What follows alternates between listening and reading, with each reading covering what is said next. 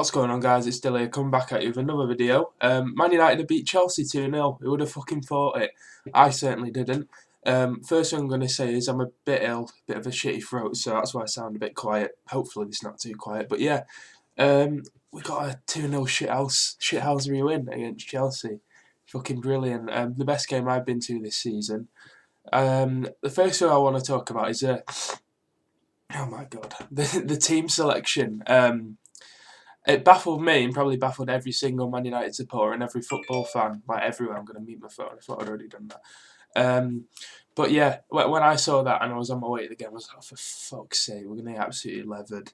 What's he doing? And I tweeted a few times on Twitter. It made me look really stupid after, and I'm glad it made me look stupid. I'm happy to eat my words if we win the game. You know what I mean? I'm always happy to do that, and it worked.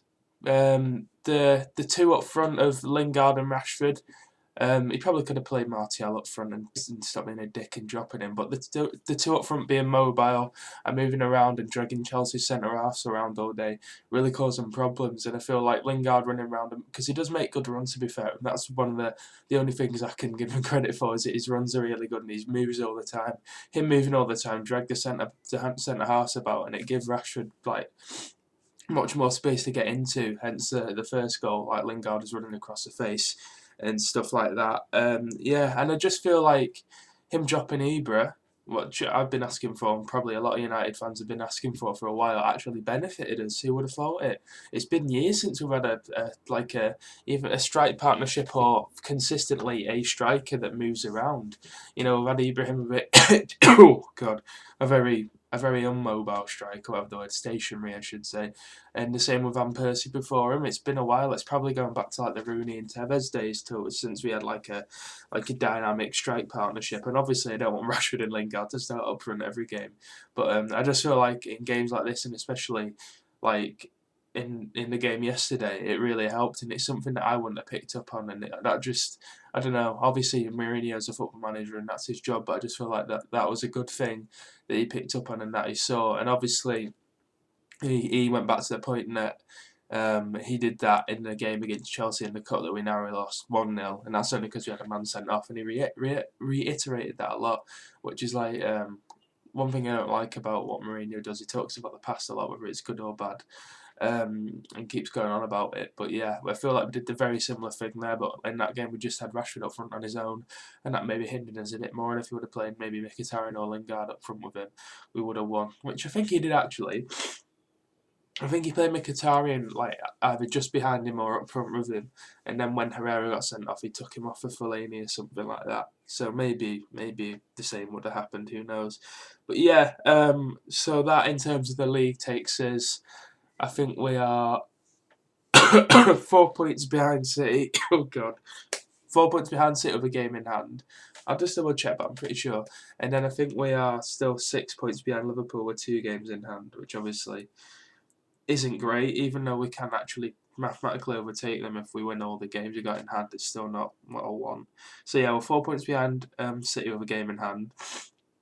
And that game in hand is against them. We've got one against them, but we've got another one. I can't remember who it's against. Maybe Burnley away or Palace at home or something. Then we're, as I say, 6 behind Liverpool with 2 games in hand, and our goal difference is 5 worse. So if we get a couple of good wins in them games in hand, then we can easily overtake them. I'm still not too optimistic about it. He said he isn't prioritising Europa League or the Premier League yet. He said he's going to fight until it's pretty much mathematically impossible to get top 4 in the Premier League. And he said the team he picked today was the team that he thought was the best team to win this game, which fair enough it did, but it probably wasn't. He probably could have just gone all out. We probably still would have won because Chelsea were shocking. But yeah, so hopefully he doesn't start doing that. We've got a couple of easy, have we? We've got a couple of easy games coming up, but we've got hard games like Spurs and City away and stuff in a couple of weeks, so hopefully still name strong side to them, because if anything I think we could use, it's not I'm not having a go at Mourinho because it worked, so I can't knock him, but I feel like if we played the weaker teams in the Europa League games, especially, I don't know if we'll get anyone hard enough in the next round if we get through, but especially at home or Anderlecht, I think it'd be better to play sides like we did against Chelsea against them. It just maybe benefit us more in the league, because not every game we've got left in the league is going to be a massive game where the other team's really good and we're going to try and be on the back foot or whatever. So maybe you'll have to switch it up a bit. I want to talk about Herrera as well. I'll give Herrera his fair share of shit. Not much on the channel, but I do on Twitter.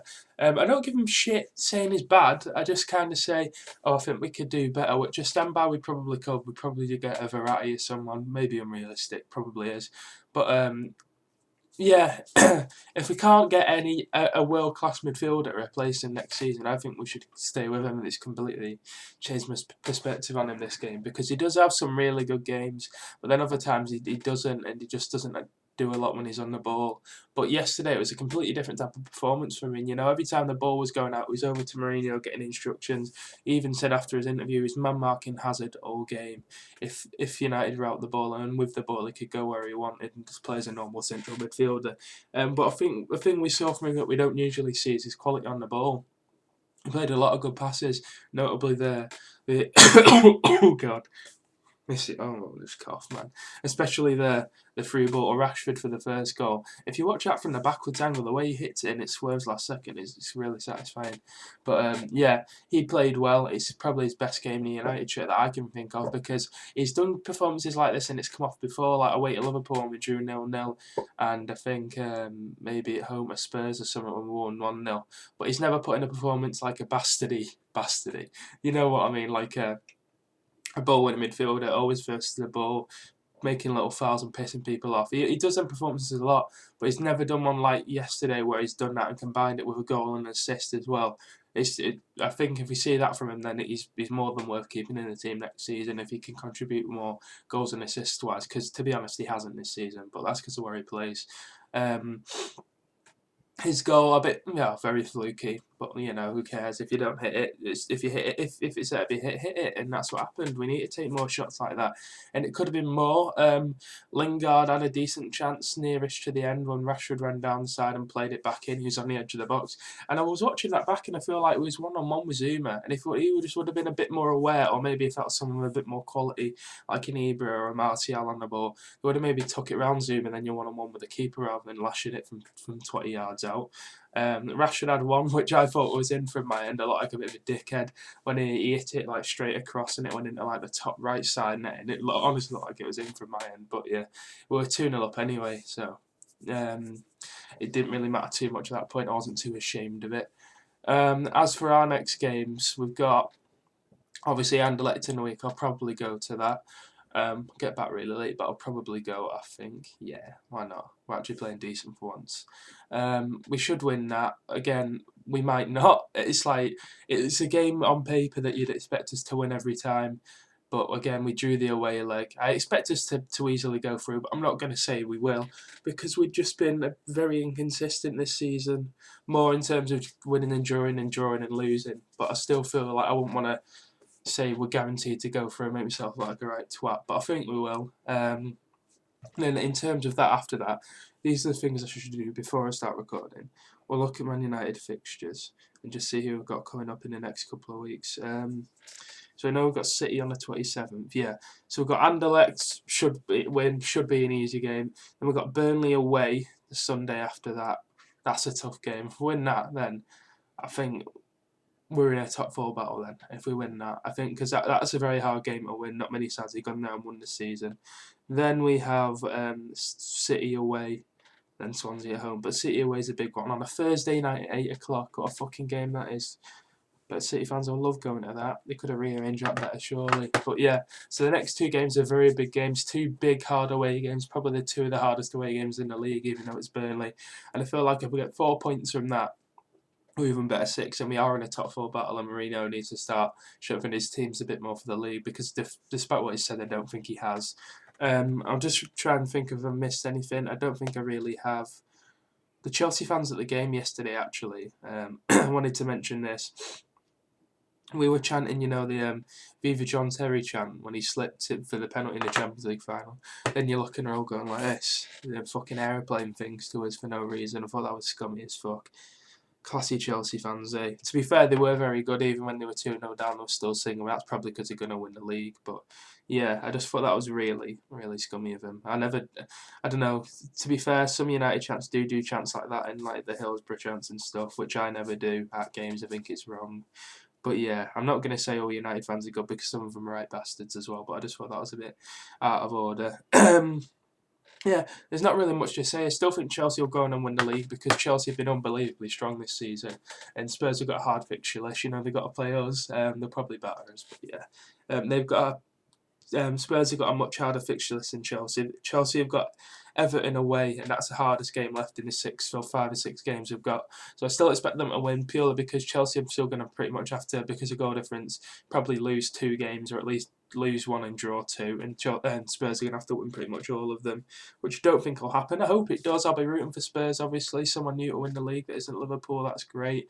And it'd be mint if Chelsea, who've been this great team all season, went and slipped up because I don't think they're that great. I think they'll do much worse next season. I don't think they'll get on great in the Champions League either. I don't think they're anywhere near as good as people think they are. I just think they've been very consistent and very solid at the back, scraping maybe 1-2-1 wins with like Leicester did last season, pretty much. And I don't think they're anything special. And I think if United, City, Arsenal, Liverpool, Spurs all play to their potential for once, all in one season, I think Chelsea will be outside the top four, to be honest. But we'll see what happens next season. So good luck to Spurs. I hope you win the league. But that's pretty much it. Hopefully you've enjoyed the video. The other day I did make a bit of a different one talking about a Netflix series. That was just something I just wanted to talk about in general. It was just on my mind and I wanted to make a video, which is good. I'm getting feelings to make videos now rather than thinking that I have to, because this is just a bit of a laugh for me and just to voice my opinions rather than all on Twitter. So if you haven't watched that, go and watch it. I'd recommend you watch it. I thought it was good anyway. I've got some decent feedback from it from people I know. So go and watch that. If you've liked this video, drop a like on it. Comment your thoughts on the game down below. Tweet me on Twitter @Dillball and drop me a cheeky follow. And subscribe if you're new. It's been Dill, guys. See you in a bit.